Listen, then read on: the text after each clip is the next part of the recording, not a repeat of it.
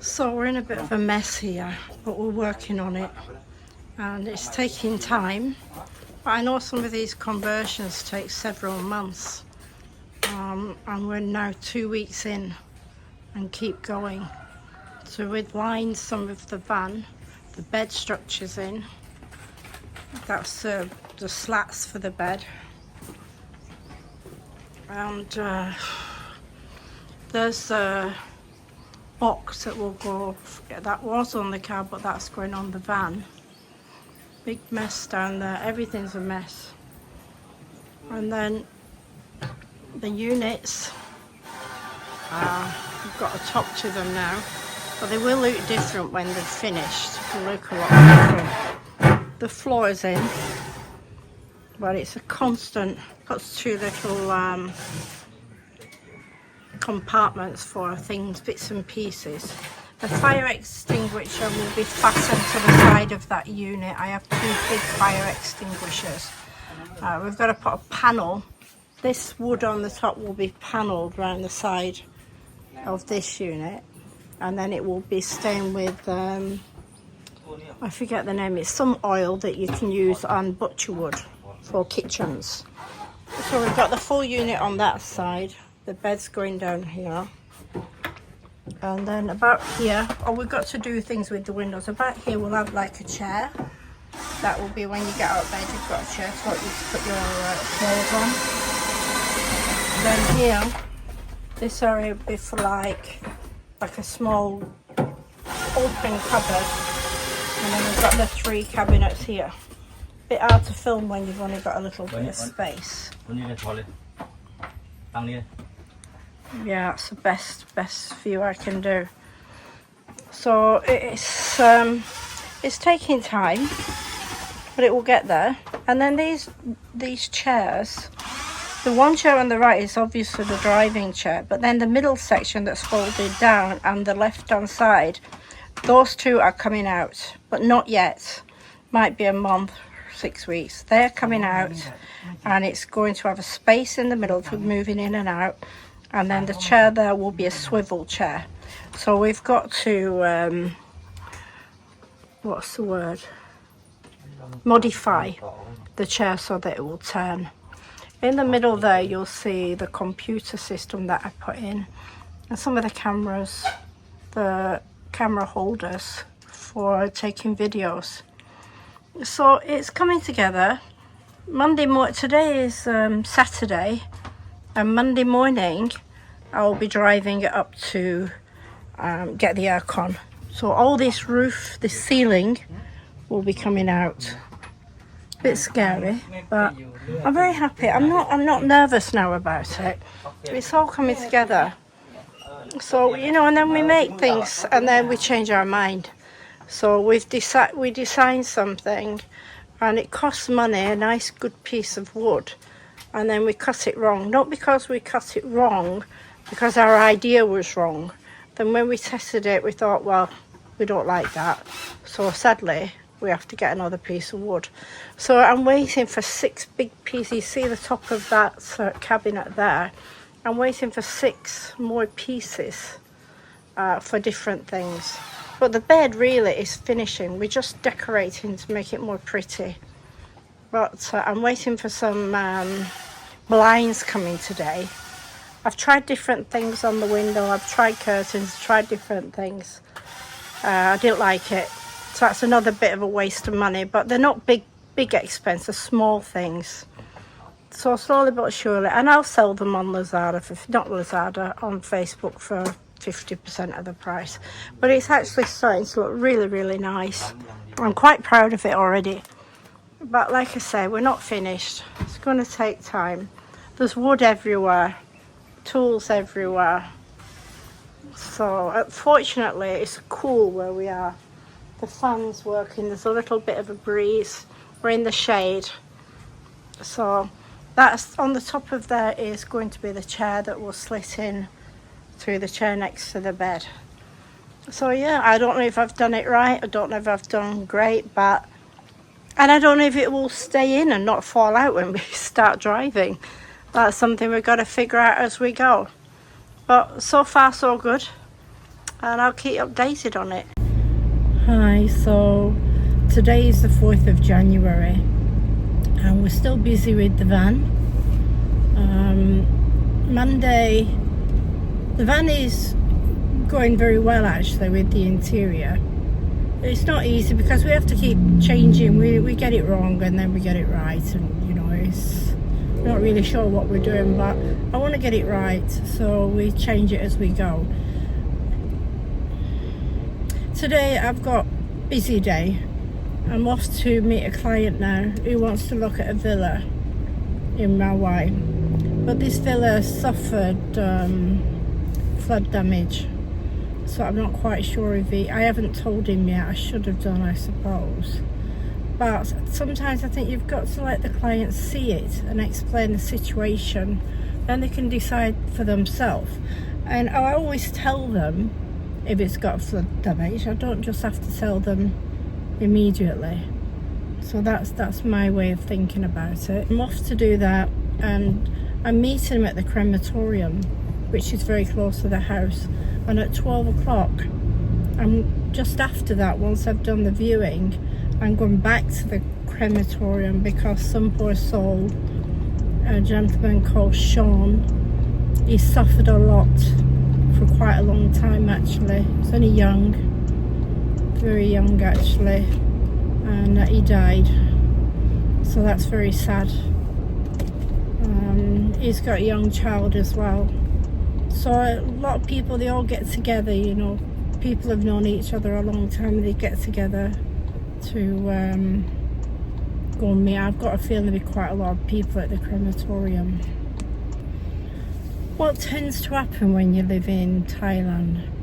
Well, I live in Hawaii and it's quite a built-up area. There's a lot and lots of expats, and what I tend to do is stick with, not totally, but a lot of my closer friends are English. It's probably just typical. I do have a lot of friends of all different nationalities, but in terms of like regularly maybe meeting up or chatting or have a more closer friendship, that's generally down to your own nationality. And Sean, who died, who we're going to go and see at the cremation, is British, so I'm expecting there's going to be a lot of British people there. He's married to a Thai lady. I think he was, I don't know if he was actually married, but they were living together. And he's got a son. His son, I'm not quite sure how old he is. He's probably about 12, but I could be wrong. But he's only young. He's not an adult or anything. He's young. And him and his son, very, very close. So it's very, very sad. It's sad for Sean, and it's sad. And what's also sad is when somebody dies over Christmas and New Year. So I think he made Christmas, not quite sure, but he obviously didn't make it past the New Year. So that's sad. So, but life goes on. That's kind of the strange thing, you know. You really know people and you meet them, and then when they die, within a couple of days, just everybody just moves on like normal. And unless it's your own family, it's hard not to, because what can you do? So it's sad, but that's how it is. I know anybody that's lost anybody close to them, and you see like people just going about their business and they showed their emotion, they showed their sorrow, then 5 minutes later they're laughing and giggling about something completely different.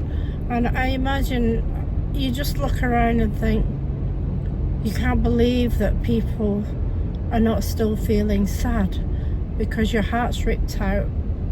And you know, you have to go through it. I mean, both my parents died when I was young.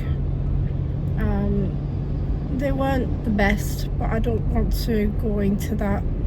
But my father died when he was in early 50s, and my mother died in her 60s. And I wasn't over close to either of them, to be quite frank with you. And then, but my grandmother thought the absolute world of my grandmother. but we were very, very close. And then I came to Thailand. It broke her heart, and I get emotional just thinking about that. But I have a sister and a brother that were around her, so it's not like she was left alone, and you just have to get on with your life. I didn't intend to come to Thailand and not keep going back, but I did my share. I did good with my grandmother.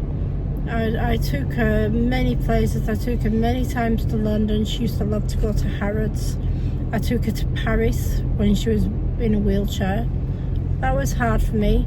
She came and stayed many times in my villa in Marbella. She absolutely loved it. So she saw us a lot.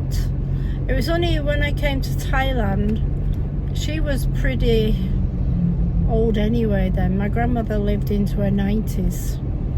So yeah, I don't want to ponder too much on what I thought about that, but when she died, that ripped my heart out. It ripped my heart out. Yeah, so fortunately she's the only one that I've had in my life that's died that's actually broken me. That sounds awful, doesn't it? But it's the truth. I've been lucky. I've been very lucky. I know a lot of people have had a lot of sadness with stuff like that, but I've been very lucky. So anyway, we're coming into the new year. I've got the van, taking it to the shop on Monday. We'll see what happens, see how it goes. I know the roof racks come, I know the ladders come. On speaking to them on yesterday, the aircon has not arrived, and I don't want them to cut a hole in the top of the van and then the aircon takes 2 weeks to come. When I go tomorrow, if the aircon's not come, not tomorrow, Monday, I'll tell them, don't cut a hole. I need to know when the aircon's coming. And if I'm not happy with the answer, I'm bringing the van back. It's not my fault. They want to get started, but I don't want. I've heard stories that people, they give the van over and then they wait months because things have not arrived, or there's a delay with this, delay with that. Well, I'm not prepared to do that. I'd rather have the van back, finish the interior, because we've almost finished the interior, but now we have to pull it apart, because when it goes in, they need to get into all the walls to put the wires in and everything. So I prefer to take everything out again. It's already like designed and made to fit, but we'll remove it, so they've almost got an empty shell again. So they can put all, they're going to do electric door at the back, electric door at the side. So yes, so I want to be absolutely sure before I leave the van with them that they're going to be able to finish it. Yeah, I don't need any blah blah from them. Yeah, so it's a beautiful day in Rawai today. I'm all excited actually. I don't know how long they're going to mess about with the van. I'm hoping not more than a week, and then I'm raring to go. I'm going to tell you there's only two things. I'm just hoping I can manage to take the dogs to go pee-pee and etc without there being other dogs around, and I can stay parked up where I'm parked up. I'm sure I can. That's not the big thing. The big thing is the toilet service. So I actually bought a toilet that's similar in usage as just a bucket, and I thought I want to do that because I don't want to have a compost kind of thing hanging around in the van. But as I get closer to the actual reality of having to use a bucket, I'm not fancying it anymore. So that is the big thing that's bothering me. So that is something I'm very close to ordering a toilet, like, you know, the more proper mobile toilet. I'm very close to doing that. So I kind of the sensible thing would be to test the bucket first, but it's putting me off. You know, I'm gonna have to get a mask and some gloves and everything.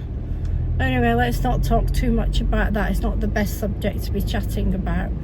So yeah, there's that. Oh, and then the other thing is, I've got the 2 units with countertops. So for now, I'm not going to cut the hole for the sink. I don't think I am anyway, because I don't want it to look too much like a place to live in until I go get the van registered.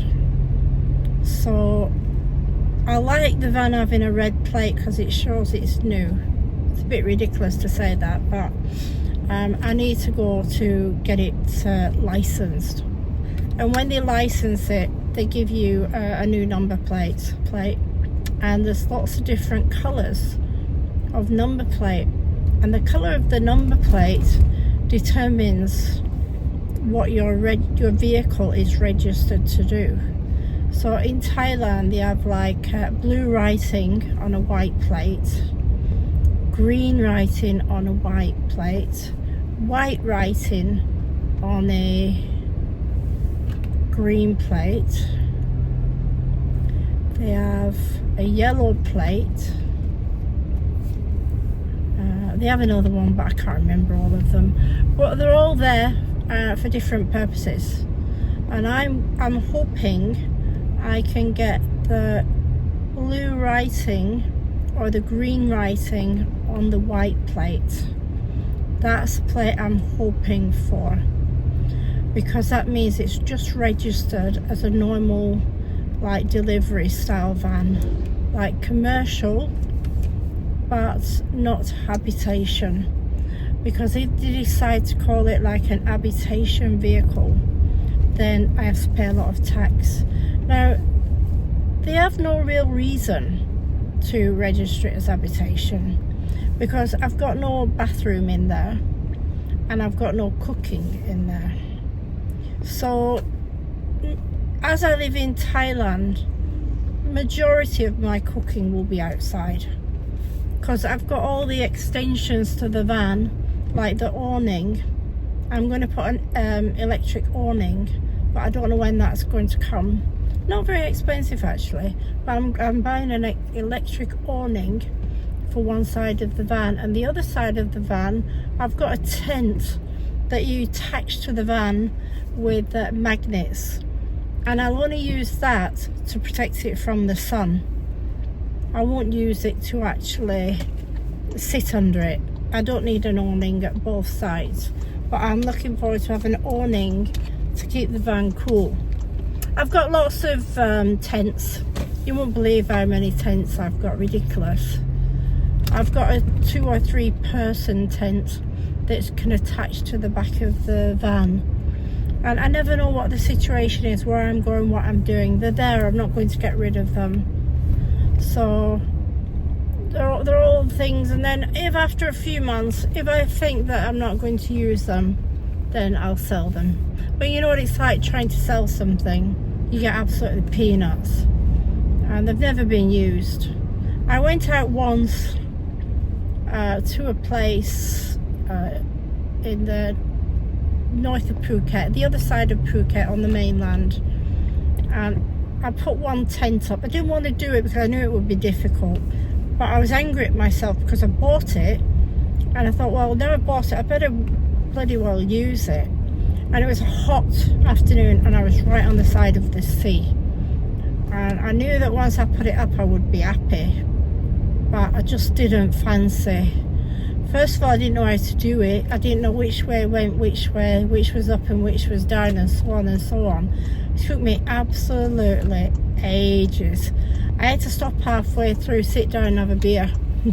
I was hot, I was angry, pissed off, nightmare. So I stopped, and then I thought, I'm going to pull the bloody thing down because I didn't want to be bothered with it.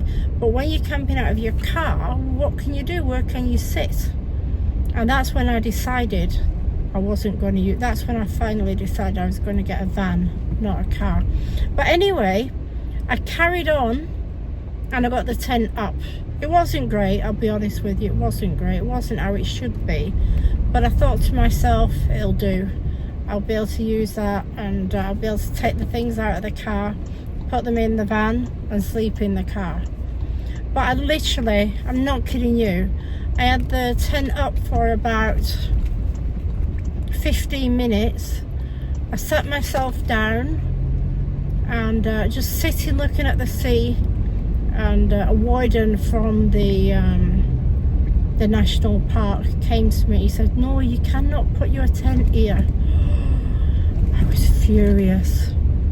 I was almost crying and almost begging him, but no, you cannot put your tent up here. So I had no choice. So I pulled the tent down, just screwed it all up, threw it in the back of the car, thinking, what the hell am I trying to do here? This is a complete waste of time and money. And then I drove about 3 hours back home. And these are some of the experiences I haven't talked about. I did go through a lot before I decided to buy a van. I went through a lot when I decided to use the car. And I tried many times with the car, and I failed every time. I'm not a person that would manage to do it with the car. First of all, I could never find anywhere to park where I thought I could stay. And what can you do? I've seen loads of people camping out of the car. I'll be quite honest with you, I don't know how they do it. I just don't know how they do it. So now I'm going to have a quick drive through Nihon, where the beach area is. It's New Year, I'm expecting it to be very busy. And it's not easy actually. Sometimes it's a breeze to drive through, other times there's just too many obstacles. But anyway, I'll drive through. Well, let's see, you can see there's hundreds and hundreds of bikes everywhere. And this takes you kind of right next to the beach. So I've came up here between Christmas and New Year and it was difficult.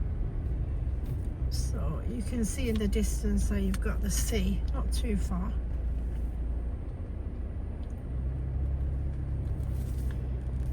And these are all the little cafes, bars.